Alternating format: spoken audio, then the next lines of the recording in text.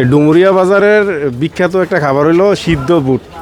তো অনেকেই কিন্তু কমেন্টে করছিল যে সিদ্ধ বুট খাইছেন, মনে পড়তেছে। তো আমরা কিন্তু ওই সিদ্ধ বুটের কাছে আয় পড়ছি। তো ভাই এই যে প্যাকেটে কত করে বেছে? 20 টাকা 10 টাকা। 20 টাকা 10 টাকা। তো 10 টাকার দেন না, দেখি না আমরা একটু টেস্ট করি। এই যে ভাই 10 টাকার দিছে। না না, একটু দিয়ে না, শুকনা মরিচা লাগতো না, জাল কম খাই। এই হলো বিখ্যাত ডুমুরিয়া বাজারের সিদ্ধ বুট। ওই যে উনি ম্যাচিং করতেছে, মিস করে দিছে। এই 10 টাকার 10 টাকার দিছে। তো খাওন কি আপ দিয়ে এমনি? আরে বিসমিল্লাহ, এটা না? আচ্ছা দা। তো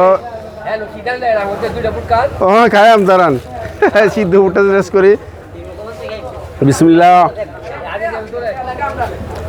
ভালোই তো, ভালো লাগে তো, সবাই প্রশংসা করছে। এই বাজারের সিদ্ধ বুটটা খুবই বিখ্যাত। তো আপনারা বেছেন কজন বেছেন?